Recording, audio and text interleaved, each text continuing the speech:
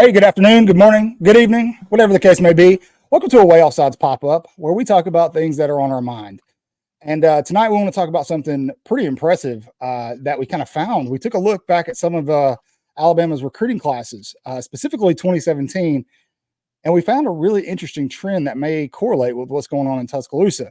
So joining me tonight, I've got a few buddies, Chris and Jeff, and we're going to talk about Alabama's 2025 recruiting class that just signed another five-star recruit today, or not signed, but got a commitment. But Harsin can't recruit. Are we talking about Harsin? Husky Harsin can't recruit, though. It's Seattle saving, man. You're using the wrong term. So what's the deal? I mean, I didn't think this guy had any clue what he was doing. Born the number on one third class? base. Well, Number one class? He paid, apparently, he paid Caleb Cunningham $6 million. They paid Ty Haywood $1.5 million. Is that the going rate? $6 million for a good Around receiver? that. Yeah, he bought it from the baseball program. I'd say, what program do we have to rip that from? Yeah, tennis. Gymnastics. Definitely tennis. No, we wouldn't take it from gymnastics, not in Tuscaloosa. For those of you who, True. I don't know, you live under a rock, you haven't been paying attention, Alabama the last 2 days has been on fire on the recruiting trail. It started yesterday with five-star wide receiver commit Caleb Cunningham, and then carried on into today. The momentum just kept going strong for Bama, as it does with five-star offensive tackle Ty Haywood out of Denton, Texas. Look, I said on the Caleb Cunningham video, Alabama so far this offseason, it seems like once they get one guy, they get a couple more. So I feel like Bama's not done. I feel like there's still some big names out there coming. I know AK Deer's on our radar. That's, I dare say, a done deal. Everybody wants to know about Derek Meadows, Khalid Lockett. Where are you guys standing on that? I'll say we get one of the two guaranteed. Which one? If you had to pick one, who do we get? If I had to pick one, I'd say it's Lockett. Okay. Jeff? But are you asking me who I think or who I want? Who do you think? A week ago, I would have said Meadows. I would have leaned more towards Meadows. Yeah, but, I would have too. Right now, I'm honestly say either one probably wouldn't surprise me. I'm with Chris. I think we'll get one of the two. I just don't know which one we're going to get. I think I'd personally rather have Meadows, the 6'5" guy they're going to put about 20 pounds on for blocking and red zone stuff. So if you had to put me in a corner and say, who do you want? Off the top of your head, I would want the red zone threat. Okay. Yeah. We've got a lot of speed everywhere else. Yeah, he's a red zone nightmare. For those of you what Jeff is talking about, Derek Meadows, who was heavily favored to land with Alabama after his last official visit. He was supposed to commit yesterday and ended up moving his commitment date to July 20th. So we'll see what happens there. LSU is heavily in the mix. A lot of industry insiders have him kind of leaning that way. I think it's kind of still 50-50. But I do want to say, if you follow Khalid Lockett on social media, there's just some interesting trends. Maybe we're reading too much into things. There's just some stuff, if you pay attention to who he's talking to, who he's interacting with, the things he's saying on social media. It's hard to say he's not leaning Alabama. And I know Texas right now is kind of the favorite per On3 and 247. And maybe that's it. That's where he goes. But man, it's hard to ignore him liking these posts about himself coming to Alabama and, calling Caleb Cunningham his twin when Cunningham commits to Alabama officially. It's hard to ignore that. So I think if I'm leaning towards who Alabama's going to get out of the two, it's Lockett. If I had to pick one between the two, I'm with Jeff. I think I want Meadows just because of that red zone. Derek Meadows is huge, man. It's absolutely huge. I told you he's 28. If he's 18, he's 28. So, that guy looks like a grown man. Yeah. Grown man's body. So let's stick him in the red zone and just high point him anytime we get inside the 20. Absolutely. But we're doing pretty good on our Whoop board. Now, I know. Before we go to the Whoop board, go Michael, let me ask you this. Yeah. Anybody that's been following the show, have you heard the names Caleb Cunningham and Ty Haywood and the name Alabama together? Have you heard that before? Maybe a month ago, when this very show put it out there and said, hey, these guys we're predicting these guys coming here. And then we took a lot of shit for some, but here we are on Sunday night. Haywood, who we've been saying lock for weeks. Yeah. Yeah, sometimes you're wrong. And look, I get it. I made a stupid call with Travis Smith Jr. I wasn't stupid. You're too hard on yourself. I wasn't up to speed on what was going on with him, and I got a hold of some bad information, and I got excited and just made an executive decision, and I was wrong. That's fine. He committed to Tennessee yesterday. His loss. That's fine. Because these guys, Caleb Cunningham, Latsier Brooks, potentially Derek Meadows, or oh my goodness, sorry, help me out here. I just lost my train of thought. Deer. No, Kelly Some receivers. Yeah, they're gonna have Keelan Russell throw into them. So I mean, who mentioned Keelan by name? Was it Cunningham? Exactly. And we talked about that about 3 weeks ago. How instrumental Keelan Russell is to the wide receiving class and recruiting to Alabama. So look, all arrows are pointing to sometimes we get it right and we know what the hell we're talking about. That's all I'm saying. That's all I'm going to say. If you look at the record, what are we, 8-2 in whoops? So we're 6-2. But 6-2. Let me bring that up. We can go ahead and probably safely say we're going to be 7-2. AK Deer is, if it hasn't happened yet and I've missed it, AK Deer is a done deal. He is likely going to land at Alabama. So I'm literally checking Twitter just to make sure I didn't miss anything. I'm checking my email. You probably did. No, I didn't. I didn't miss it. You're not a burner account, so you don't know what you're talking about. Oh, the burner accounts hate me. By the way, those burner accounts, I lost 25 followers and gained about 46. So thanks. I appreciate burners. You. I appreciate you. I see 6-2 on that scoreboard there. That's not bad for that. Yeah, no, it's where some 18-year-olds are going to go to college. Yeah, and look, we're likely with this board here. We're likely going to finish with the names that you see on the board. We're likely going to finish 8-3. That's not. I mean, come on. Nope. I mean, guessing right on 8 out of 11, picking right on 8 out of 11. That's pretty good. Yeah, it's definitely not terrible. I mean, on an opening drive, if Milrose 8 for 11 throwing, we're going to be happy. That's it. I like that, Jeff. Thank you. Right? Give him the Heisman.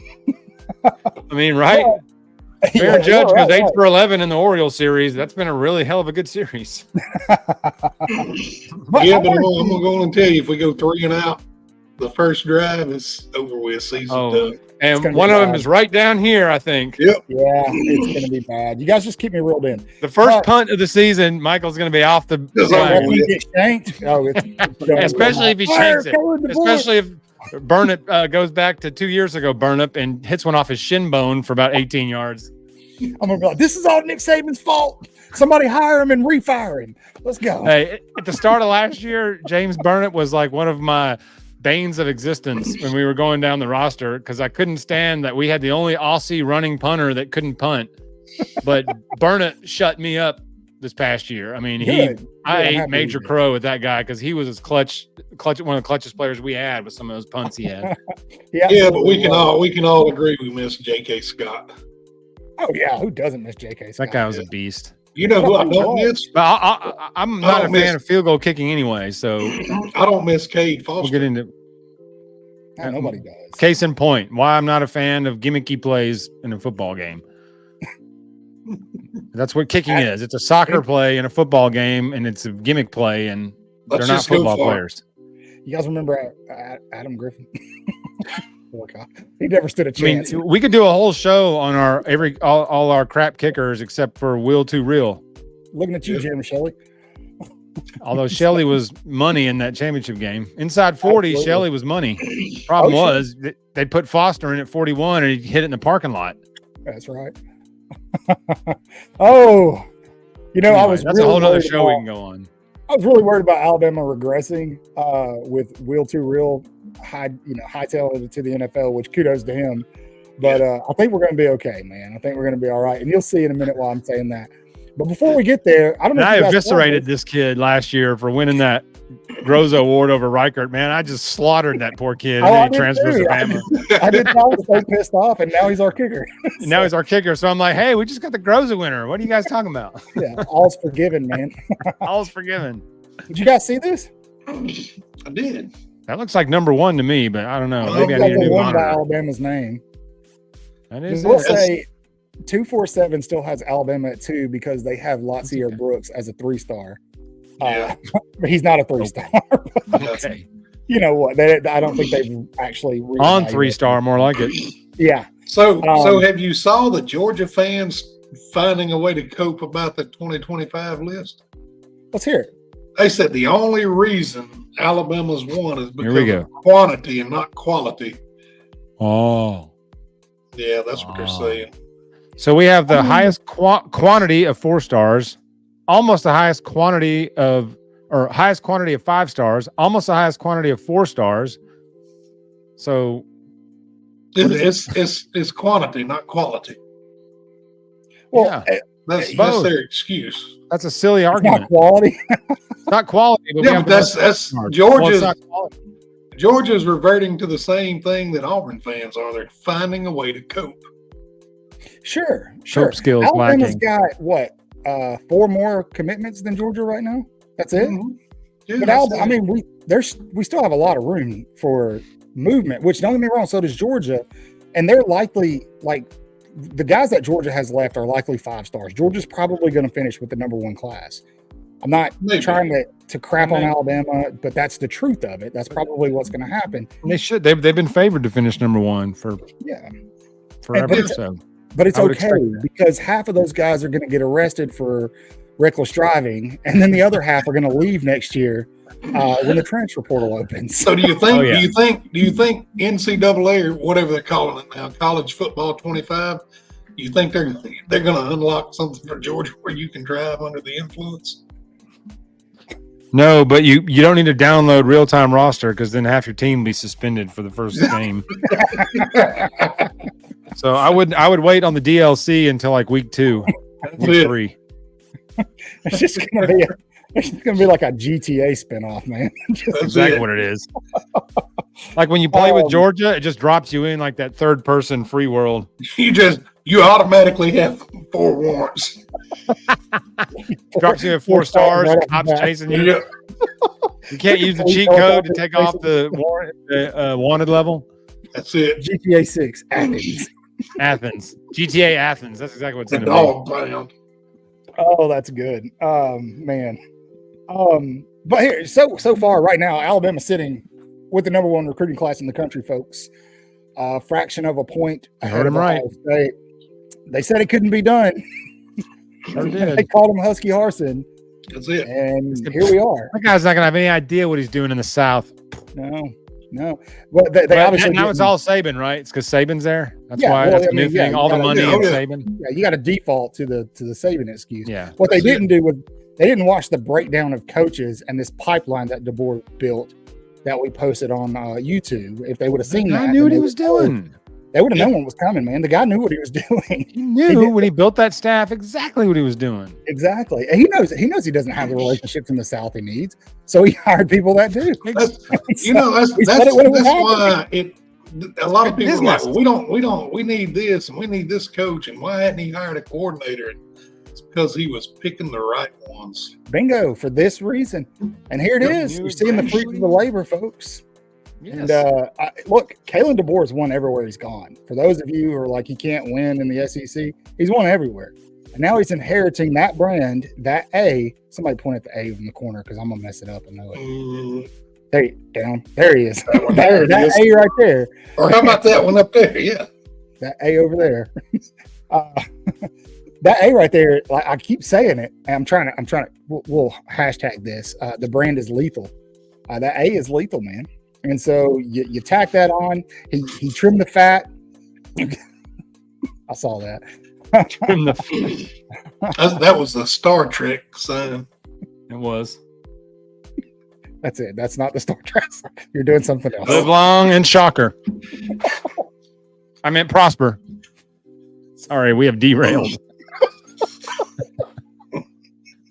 Michael's out. Okay, so we're taking over the show. So Chris. anyway, Veering left. Oh, that yeah, y'all make my stomach hurt. I'm not he feeling made his great. kidney stone moved. I'm having a rough weekend, but it's okay. What's wrong So with it? Gluten? Yeah, Yeah, that's what it is. We'll blame it on that. So let's look at something, and I want you guys to see something. Alabama's recruiting class is shaping up to be something historic, not just because it's the first recruiting class after Nick Saban, but because it's going to be a very highly rated recruiting class. I started looking back at some of Saban's recruiting classes, and I noticed something very interesting. And I'm going to show you guys a graphic. You're going to kind of get a feel for what I'm talking about, but I really want to encourage you to go look at the actual rosters, or the commitment rosters, and you'll see really what I'm talking about. So this is the 2017 and 2025 class. Guys, you guys know I'm big into numbers and statistics. I'm an epidemiologist. So just looking at this, what do you see first besides the question marks? I see a lot of similarities. I see a 5-star quarterback, a 5-star lineman, a 5-star receiver. Bingo. 4-star linebacker, 3-star. 4-star linebacker. You can put that AK Deer with those question marks, I think. AK Deer will go in that little slot nicely. Bingo. And I think AK Deer will be a 5-star before he's on campus. Yep. Chris Allen. Every time I see Chris Allen's name, my heart breaks for that dude. Yeah, I know. It's tough. But, a couple of these guys on the what would be probably your right side of the screen will be getting their 5th star. So let's start there. We'll talk about Duke Johnson, very likely to get a 5th star. Jackson Lloyd could. Now Anthony Rogers, we'll see what happens with him. But Dawson Merritt, I think, also could get his 5th star. And then if we fill in AK Deer in that question mark spot, does the 2025 class, just those few players, does it not start looking better than the 2017 class? On paper, sure. It sure does. Yeah, we're talking strictly on paper. Let's be clear about that. I get it. They've got to get on the field. Yeah, Jeff, I forgot about Joseph Bolivis. I want to read some names off. Oh God. Is that a Russian kicker we have? Yes. In 25 class? He spelled that wrong. Did I? I probably did. Yeah, it's asparagus. Oh, got it. Tracking. Wait, hold on. It's asparagus. Yeah, his last name's asparagus. His name is. Will you stop? I'm literally trying to read something off to people, and I had to go back and check the graphic and make sure I didn't really write asparagus. Sorry, folks. Don't worry. This is why we're hiring a producer. I didn't see any Gorgia graphics, though. I want to read some names off to you guys really quick, okay? Some of the names are on this list, some aren't, but I just want you guys to listen. Alex Leatherwood, Najee Harris, LeBrian Ray, Tua Tagovailoa, Henry Ruggs III, Devonta Smith, Dylan Moses, Jerry Jeudy, Xavier McKinney, Jedrick Will, Christopher Allen, Isaiah Buggs, Terrell Shavers, Jerez Parks, Fedarian Mathis, Daniel Wright. Let's see, we can keep going. Brian Robinson, Major Tennyson, Mac Jones. What does that do for you? Is that not? I heard a lot of NFL names on that list. I heard a lot of names on that list I've seen get drafted and I'm watching get drafted. So exactly the similarities between or something. Right, that what's being recruited at Alabama right now compared to what was recruited in that 17 class are very scary. So back to what Chris is saying, this is by accident, but Chris, it actually feeds in very well what the Georgia fans are saying, quantity over quality. You're wrong. You're very wrong. We have quality and quantity. Yes, the 2025 class is ranking very near the 2017 class, at least on paper. The results will be determined on the field ultimately, but there's some shine there if you really pay attention to what's going on. And I think you're starting to see the results of that with these other fan bases. They know it. And they're scared. And so the born on third base accusations. Nick Saban is still recruiting. Nick Saban's on a boat and at the ESPYs. He's not recruiting. He just won an award at the ESPYs in LA. He's out recruiting. He's got a beard now. Bearded Saban is chilling the most. How is he out recruiting? But I'm telling you guys, what's wild is they're not done. They're not done. I haven't kept up with the scholarship count. There should be a few scholarships left. I think Alabama gets AK Deer I would not be surprised if they were able to pull both Derek Meadows and Khalil Lockett. But I do agree with Chris and you, Jeff. I think they get one of the two. But I do think that there is a surprise still in store for Alabama in terms of recruiting. And I think it's – I'm not going to say the name yet, but I do think it's a defensive surprise. You know, there's always a way around scholarships, right? You can take a 5-star athlete. You can take a 5-star wide receiver if you're out of scholarships, and you can give them a swimming scholarship. You can give them a cheering scholarship, a choir scholarship. There's ways around it. I've Just seen like it. you can borrow money from the baseball team. That's right. That's right. Plenty of ways. Yes, there's plenty of ways. Always a way. I will say this. Whoever's at the cookout at the end of the month, they're a lock. Yeah, I've been saying that. Yeah, if you guys have watched these little mini pop-up videos I've been doing with Khalil Lockett, if he shows up in Tuscaloosa the last weekend of the month, yeah, Chris, you're right. He's a lock. He's absolutely a lock. Derek Meadows will commit before then. Lockett is not committing till August 7th. And so you can expect that one. I think this isn't set in stone, but I think AK Deer, that could be happening at any moment. Yeah. Possibly as early as later this evening or tomorrow. And so if you see me keep looking over here to my left, I'm actually checking social media just to make sure we didn't miss it. Because, you know, things happen when we're on the air. Things break sometimes. You know, people try to assassinate presidents. People find out YouTubers did gay OnlyFans stuff. A lot of things break while we're on the air. So. Jeff! What did you do? Don't worry about it. They said they weren't recording that. Hang on. I'll be right back.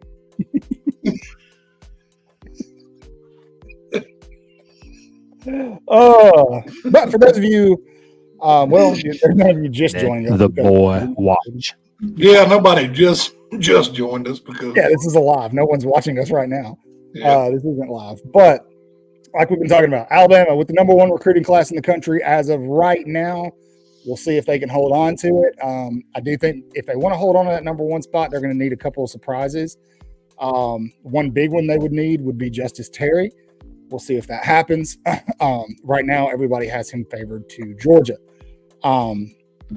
Except Justice himself. Exactly. Yeah, he's very quiet right now for a reason. There's a reason he said nah. And you know, not one person is talking about him either. Well, no, since his visit to Alabama. And so the last thing you heard out of Justice Terry was his mama talking about how much she loved Tuscaloosa. So we'll see what happens. It's, you know. I'm just saying she really loved. Before we started recording, we mentioned, remember. Go ahead. Sorry, Chris. She really loved the sushi at Chuck's Fish. It's just what I heard. Just what you heard. Just what I heard. All right. I mean, the sushi's good. It is. Have you ever had sushi at Chuck's? No, but I've had sushi. But not at Chuck's. You know what? I don't like sushi that much. Oh, my goodness. I mean, it all tastes the same, man. Not really. I disagree with that, but that's okay. Well, that's right. You got a gluten allergy too, so.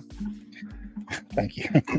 What did Deadpool say? I was out rounding up all the gluten where it can't not hurt us ever again. Come on, man.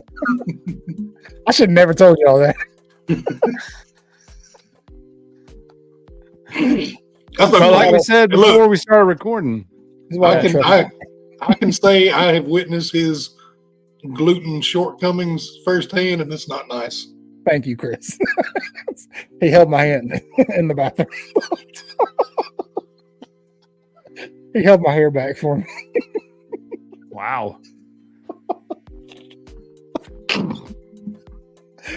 Oh, weird. Completely how romantic. Did he propose after that? No, he didn't. But I really want you guys, please forgive our ridiculousness or embrace it. We suggest that you embrace it.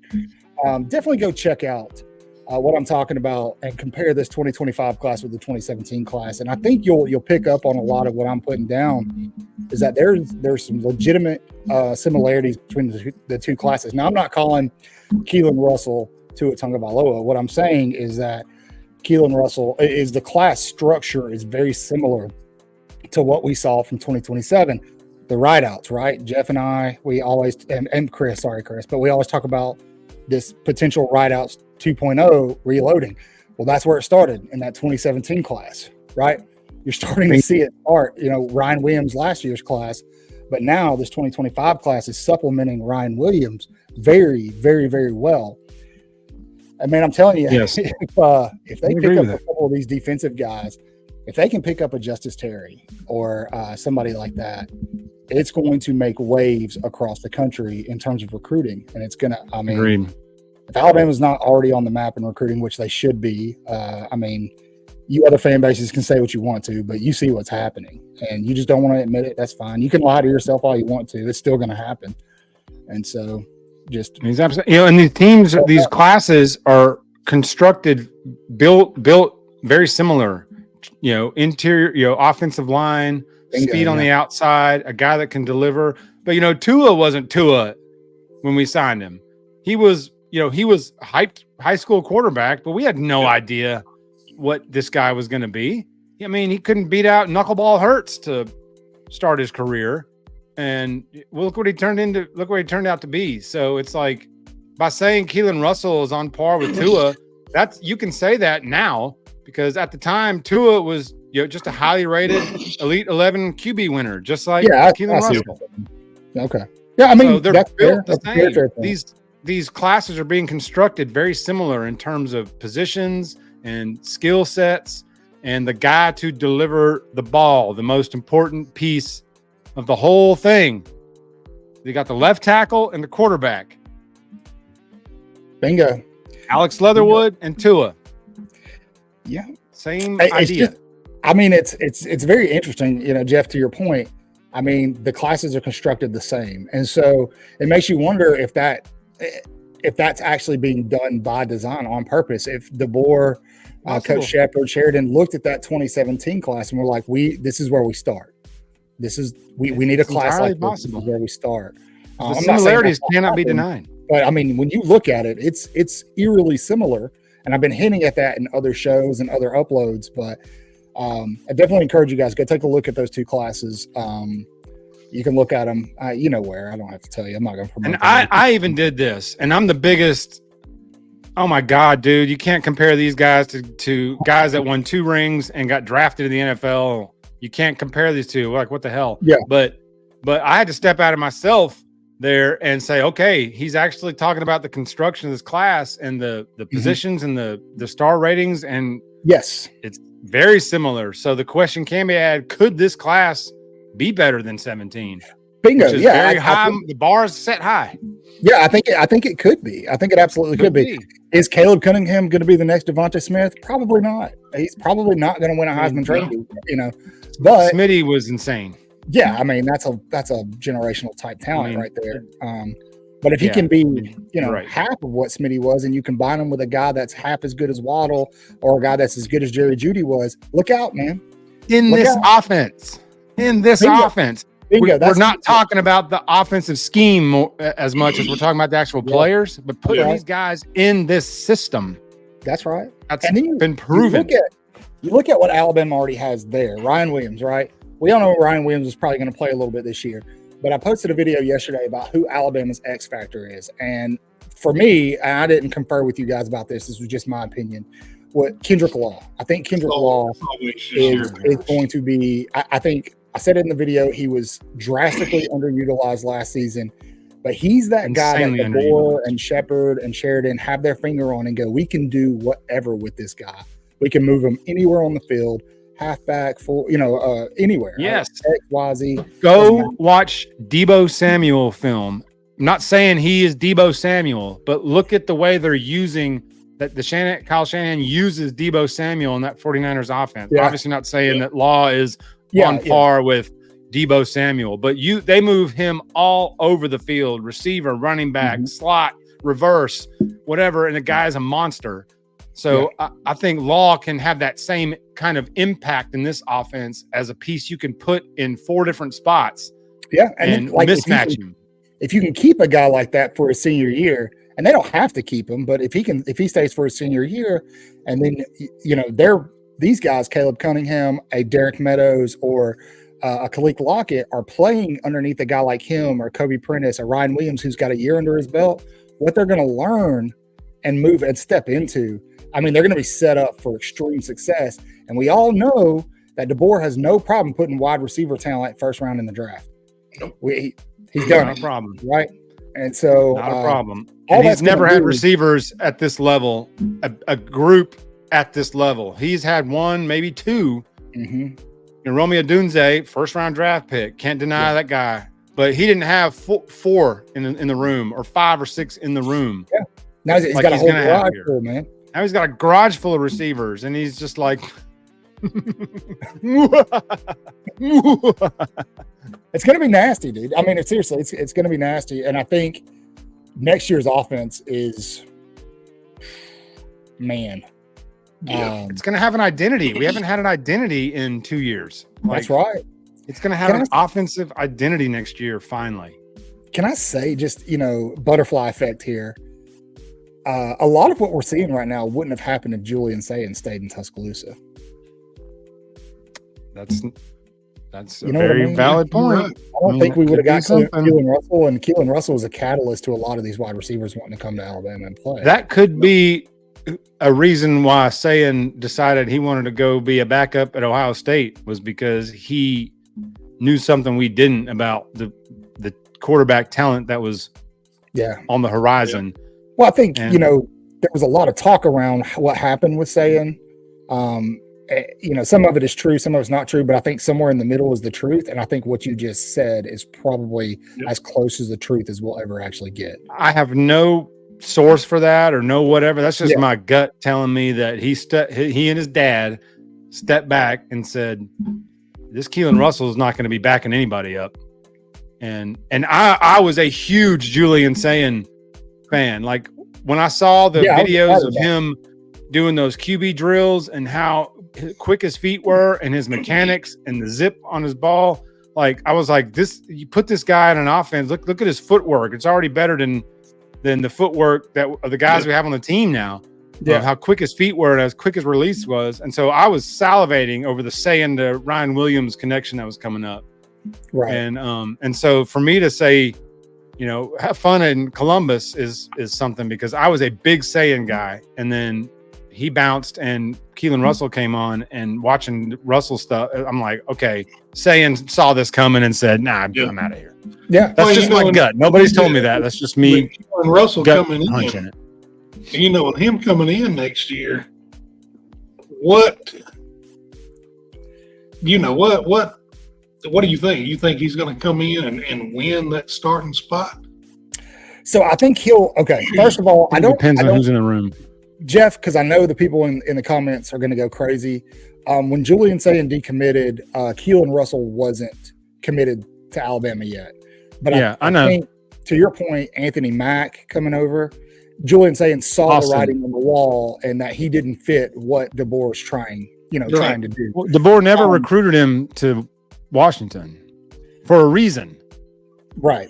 Something about him didn't vibe with what he wanted out of the quarterback position. Right. Yeah, and that's fair. And that's fine. Not saying he's not a good player, but just no, absolutely.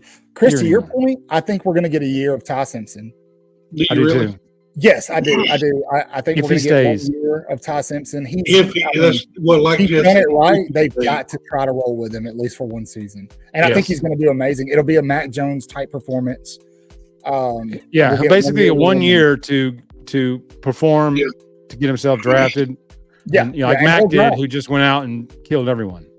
Yeah, I think that when that happens, Alabama fans, I definitely encourage them, the first time he throws an interception and you start calling for Keelan Russell to take his place, keep in mind that through all of this mess, everything that's happened, Ty Simpson stayed.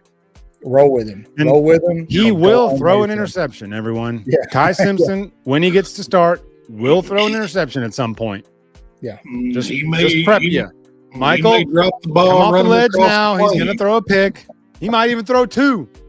I'll go stand in the corner with all the other Alabama fans. Somebody needs to do a wellness check on Michael. We're going to lose Keelan Russell playing. And so there's no way that Keelan didn't come in knowing that situation. You know, you just made a joke, but that's seriously the way of the world now. Like, play him or we're going to lose him. Yeah. Well, I mean, that's college football now. That's college football now. 1 year free, 1 year deals every year. And they're like, nope, I didn't play, so I'm leaving.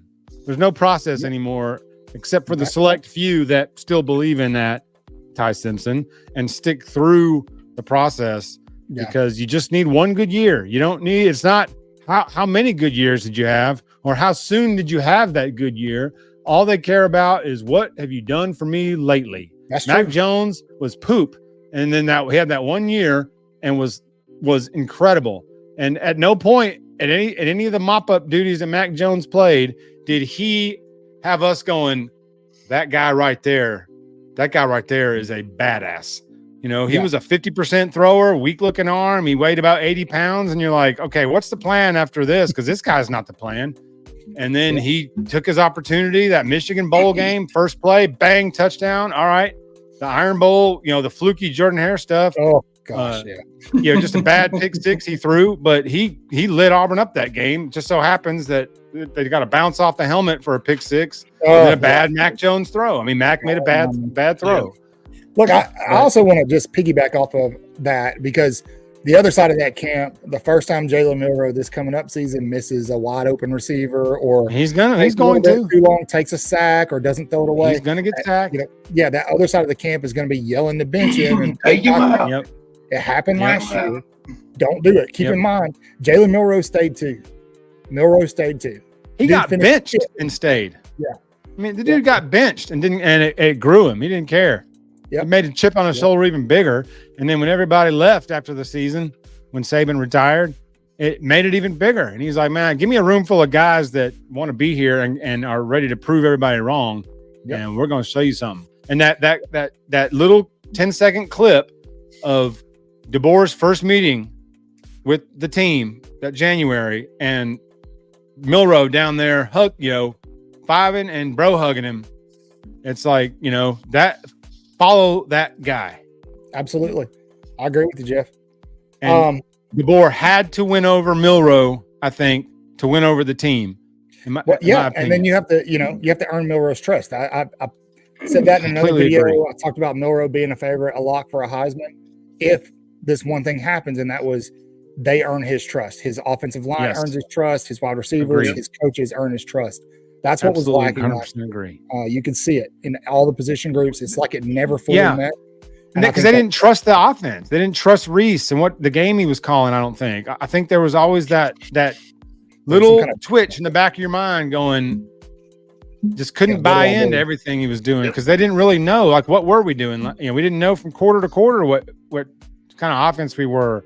That's right. You know what I mean? And so I think that's a huge, huge difference coming into this year is having a real legit identity in an offense, and Milroe has bought into it, and we're seeing fruits of his labor. He's been in the lab. He's been working on the intermediate game because that's all he hears. If he can be better at short and intermediate, sky's the limit. Throws a beautiful deep ball. Nobody can catch him. He's the fastest player on the field. Can he improve that intermediate game? And that's all he's been hearing. And he's been in the lab. I mean, the guy's been in the lab putting in the work. Yep. I think he's going to bust people up this year. I do too. He's my favorite to win the Heisman Trophy. And I'm taking the Bama hat off when I say it. I really think he's going to have an amazing year. He did rank Jackson Dart ahead of him somehow. I told you, it was a clerical error. Clerical.